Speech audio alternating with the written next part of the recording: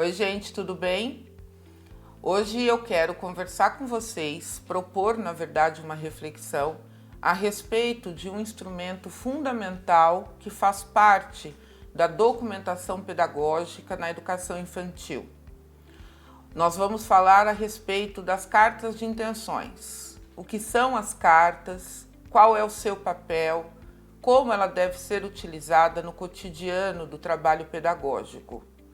Nós estamos nos aproximando desta ideia de cartas de intenções a partir da inspiração do professor Danilo Russo, um professor de sala de aula, um professor de pré-escola, não é um acadêmico, um cientista, mas um professor comum que, motivado pelo interesse em comunicar e estabelecer diálogo com as famílias de sua turma, em uma escola em Roma, então tem exercitado a escrita de sua carta de intenção. A carta de intenção de Danilo Russo é a que se tornou mais popular e mais conhecida aqui no território brasileiro e tem sido uma franca inspiração no sentido de nos apoiar na construção tanto do conceito e da compreensão do que são as cartas de intenções, quanto também do seu uso e do papel que esse instrumento desempenha dentro do fazer educativo. Para falar de cartas, eu gostaria de trazer a vocês as 3 funções da documentação pedagógica. A primeira função, nós vamos considerar que é a função de construir registros para comunicar, para dialogar e compartilhar o sentido do trabalho com as famílias, com as crianças e com a própria equipe de trabalho.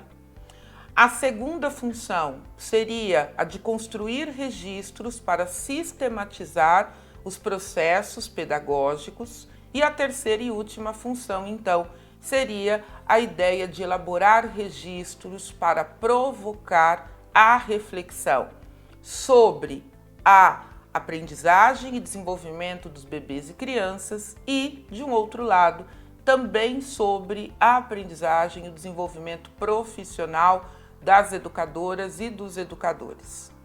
Considerando desta forma a carta de intenção como parte do conjunto de registros da primeira função, que é a comunicação e o diálogo, nós vamos considerar também o sentido social desse signo que são as cartas. Nós escrevemos cartas para quê?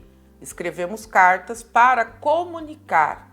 E como nos ensina a língua portuguesa, quem comunica, comunica algo a alguém. Então, a quem comunicar pelas cartas de intenções? Comunicamos então às famílias, às crianças e aos profissionais da equipe em que trabalhamos. E o que é comunicado pelas cartas? O objeto de comunicação, então, seria as intenções, a projetação e aquilo que nós desejamos realizar ao longo de um ano de trabalho com as crianças. Muito bem. Do ponto de vista da estrutura da carta, para além do seu significado, é importante considerar um ponto que, do meu modo de ver, tem sido fundamental e tem criado muitas dúvidas e entendo que precisa ser mais esclarecido e mais debatido. A comunicação, também a partir dos estudos da língua portuguesa, nos mostra que há a necessidade de um cuidado com a linguagem. Portanto, não se trata de ter apenas um instrumento de comunicação, nem a intenção de comunicar algo, e nem tampouco ter o destinatário do discurso. É preciso, para concluir o processo comunicativo de maneira efetiva, cuidar da linguagem da comunicação.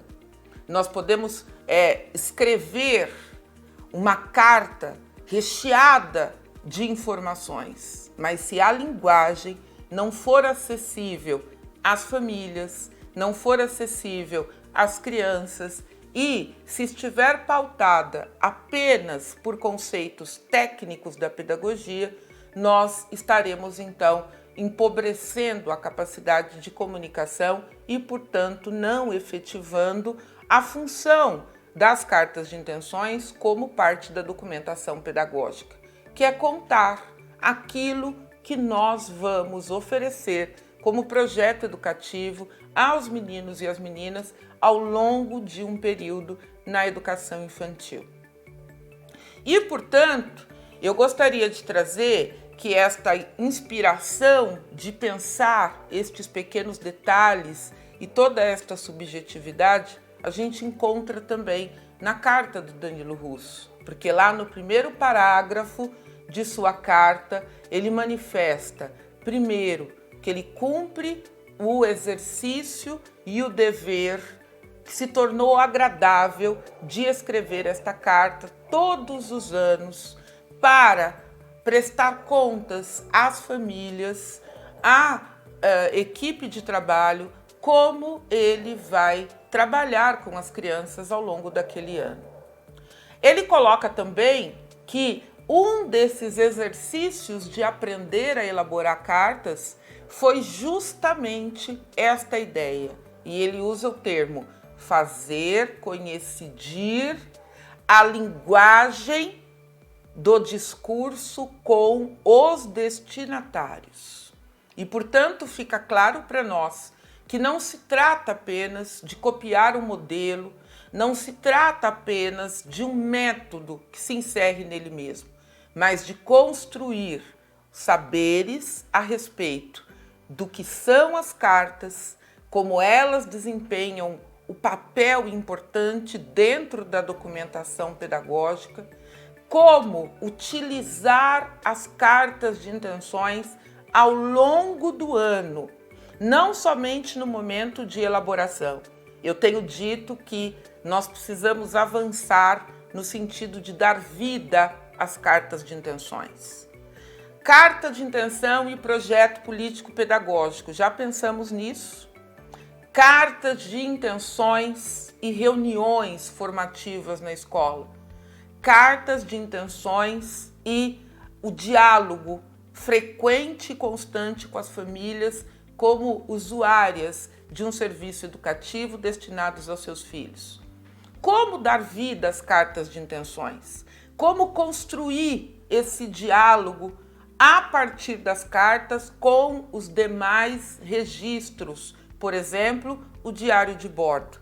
Cartas de intenções e diários de bordo fazem parte de um todo que é o planejamento na educação infantil. A carta inicia, ela anuncia e o diário de bordo materializa, executa, reflete, escuta, registra para garantir as condições de continuidade dos processos. Muito bem.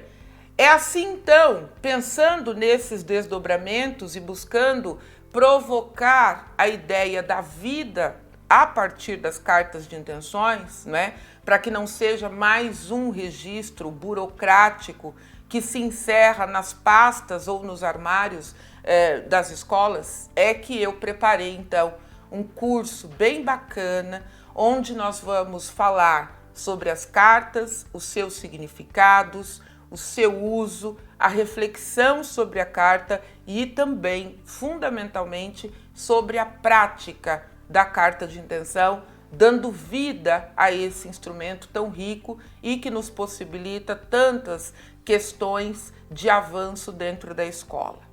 Eu convido a vocês para fazer parte desta jornada de trabalho, onde nós vamos nos aproximar com muita sensibilidade e muita delicadeza dos escritos do professor Danilo Russo. Espero você para mais esse curso. Até lá!